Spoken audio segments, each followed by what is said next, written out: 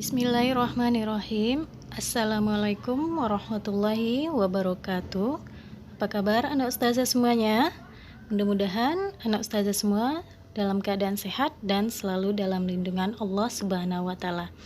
Baik, hari ini mulai kita masuk pelajaran sejarah Islam, yaitu tentang kelahiran Nabi Muhammad sallallahu alaihi wasallam. Sebelum kita mempelajari tentang kelahiran Nabi Muhammad SAW, sebaiknya kita harus tahu terlebih dahulu silsilah nasab Nabi Muhammad SAW. Nasab beliau adalah Muhammad bin Abdullah bin Abdul Muthalib bin Hashim bin Abdul Manaf bin Qusay bin Kilab. Sedangkan ibunda beliau bernama Aminah binti Wahab bin Abdul Manaf bin Zuhrah bin Kilab. Jadi, nasab ibu dan bapak beliau sallallahu alaihi wasallam bertemu pada kakek yang kelima, yaitu Kilab. Kelahiran Nabi Muhammad sallallahu alaihi wasallam. Nabi Muhammad sallallahu alaihi wasallam dilahirkan di kota Mekah pada hari Senin tanggal 9 Rabiul Awal pada tahun Gajah dalam keadaan yatim.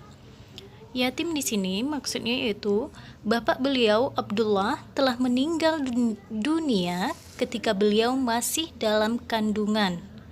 Abdullah meninggal dunia di Madinah ketika dalam perjalanan pulang dari berdagang di negeri Syam. Ada beberapa kejadian penting yang mengiringi kelahiran Nabi Muhammad SAW.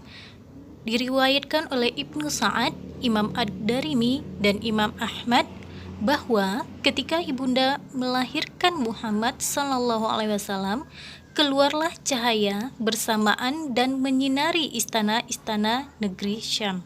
Setelah beliau SAW dilahirkan, ibunda mengirimkan seorang utusan kepada kakek Abdul Muthalib untuk memberi kabar gembira tentang kelahiran cucunya. Maka datanglah sang kakek dengan perasaan senang dan gembira, kemudian langsung menggendongnya dan membawanya masuk ke dalam Ka'bah. Bersyukur kepada Allah Subhanahu wa taala atas kelahiran tersebut dan berdoa kepadanya. Kemudian pada hari ketujuh, Abdul Muthalib mengkhitankan sang cucu dan memberi nama Muhammad, yang artinya orang yang terpuji, dengan harapan kelak cucunya menjadi orang yang terpuji.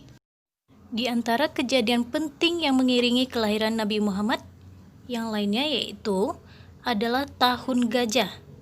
Tahun kelahiran beliau disebut tahun gajah karena pada tahun itu seorang gubernur negeri Yaman yang bernama Abraha mengirim pasukan tentara bergajah yang berniat untuk menyerang Mekah dan menghancurkan Ka'bah. Tujuan Abraha menghancurkan Ka'bah adalah memalingkan jemaah haji bangsa Arab menuju gereja megah yang telah dibangunnya di Yaman. Akan tetapi, Allah Subhanahu wa taala menjaga Ka'bah dan menggagalkan rencana jahat tersebut dengan mengutus burung ababil yang membawa batu-batuan dari neraka, kemudian melempari pasukan bergajah tersebut. Yang mana kisah ini diabadikan oleh Allah Subhanahu wa taala di dalam Al-Qur'an agar kita bisa mengambil pelajaran. Allah Subhanahu wa taala berfirman dalam surah Al-Fil yang artinya, apakah kamu tidak perhatikan bagaimana Tuhanmu telah bertindak terhadap tentara bergajah? Bukankah Dia telah menjadikan tipu daya mereka itu sia-sia saja? Dan Dia mengirimkan kepada mereka burung-burung yang berbondong-bondong, yang melempari mereka dengan batu dari tanah yang terbakar. Lalu Dia menjadikan mereka seperti daun-daun yang dimakan ulat. Maha benar Allah dengan segala firman-Nya. Baik, hanya itu yang bisa Ustazah jelaskan hari ini. Mudah-mudahan bisa dipahami. Untuk tugasnya, mohon anda semua untuk menghafalkan nasab Nabi Muhammad SAW, baik dari pihak ayah maupun dari pihak ibu, bertemunya di mana ya, di kakeknya yang mana. Hanya itu saja. Jazakumullah khairan. Assalamualaikum warahmatullahi wabarakatuh.